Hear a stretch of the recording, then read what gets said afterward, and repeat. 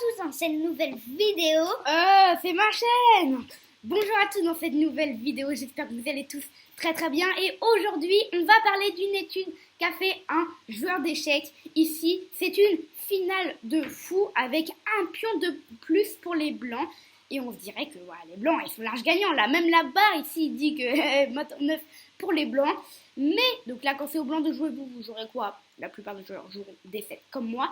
Mais quand les noirs joueront l'étonnant coup fou E8, qu'est-ce que vous faites? Parce que c'est une excellente réplique de la part des noirs. Hein. Parce qu'en fait, ici, il y a beaucoup de gens qui se sont dit, bah oui, je prends mieux et en dame. Sauf que ici, c'est une gravissime erreur. Parce que ici, c'est match nul, la barre, elle comprend pas trop, mais ici, c'est match nul. Les noirs n'ont plus aucun coup. Hein, le fou est cloué et le roi ne peut plus bouger. Donc, peut-être qu'on peut promouvoir en tour. Mais si on promeut en tour, bah, c'est pareil, en fait. Ça fait le même truc ici. Le roi, il peut plus bouger. Ça fait exactement le même truc que la dame. Donc, comment est-ce qu'on pourrait promouvoir? On peut se dire aussi, peut-être, prendre. Mais prendre, c'est juste un roi prend. Et là, c'est match nul. Donc en fait, il n'y a plus que deux solutions, cavalier ou fou. On va essayer cavalier. Imaginons cavalier. Là, le fou, il bouge. Ah bah oui, le fou, il bouge. Échec.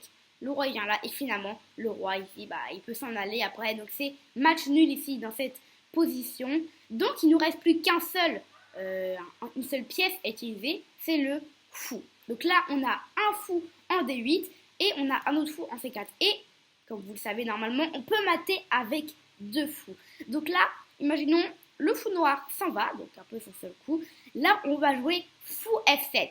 Et là, bim, le roi ici, il n'a plus de case.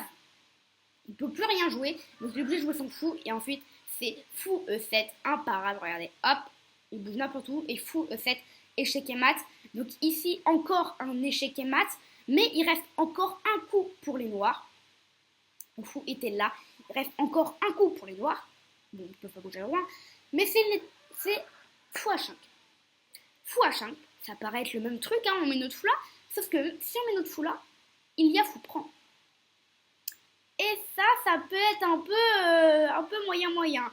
Donc en fait, ici, il faut jouer tout simplement fou E7, échec. Le roi, il bouge. Donc pareil, il a qu'une case.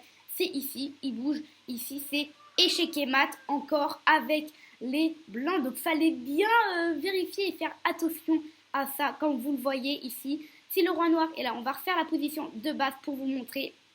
Mais cette fois, vous avez la solution. Bim, le pion qui est là, le fou qui est là. Et donc là, on peut commencer, normalement, c'est pion D7, le fou qui vient là. Donc bien sûr, hein, les coups de fou, bah ça perd, ça c'est directement match nul, hein, parce que avec un fou, on ne peut pas mater. Les coups de roi aussi. Par exemple, si on fait un coup de roi, c'est pareil. Prise. Et finalement, ça ne peut pas mater. Donc ici, il faut bien se mettre en fou. Bim. Tac. En fou. Et bah là, le fou, il n'a plus du tout de case. Il peut se mettre là s'il veut. Au prochain coup, c'est échec et mat. En tout cas, j'espère que vous aurez aimé cette étude. Dites-moi en commentaire si vous avez aimé l'intro aussi de mon petit frère, ou sinon si vous avez aimé cette vidéo, cette petite vidéo, mais qui quand même montre une étude très intéressante de la part d'un joueur d'échecs inconnu. Enfin, moi je ne le connais pas. Et donc maintenant, on va remettre la position de base encore une fois pour vous montrer. Bim. Le fou, il est là. Le roi, il est là. Donc là-bas, là, est grand blanc. Pour vous montrer bien que c'est étrange quand même. Si on bouge un coup droit, il y a ça et c'est match nul. Hein. Il y a même ça et il faut prendre. Hein. Donc ouais, c'est forcément le coup de pion. Donc coup de pion, bim le fou qui se met là. Bim, on se met en fou. Et après, bah, le fou qui fait quelque chose. Sur cette position, c'est échec. Pareil. Et on va finir ici par mater ici. Je regarde quand même s'il y a d'autres trucs. Bim. Non, il y a tout simplement zéro truc. Ah, il y a peut-être... Ah si, il y a fou F7.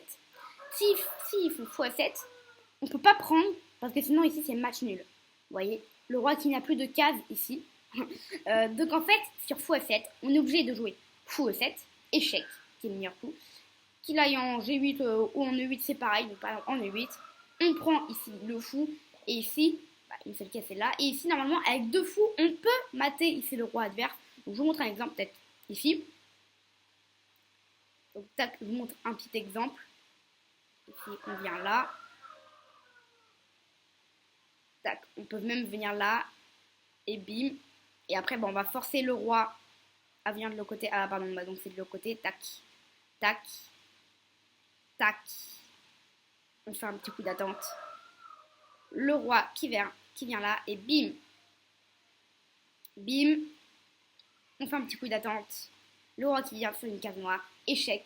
Et échec et mat. Comme quoi, on peut mater avec deux fous. Donc, franchement, une étude très sympa à regarder. Moi, je l'ai adoré quand je l'ai vu pour la première fois. En tout cas, si vous avez aimé cette étude, dites-le moi en commentaire pour que je puisse en faire d'autres. Et donc, comme toujours, on se retrouve demain pour la prochaine vidéo.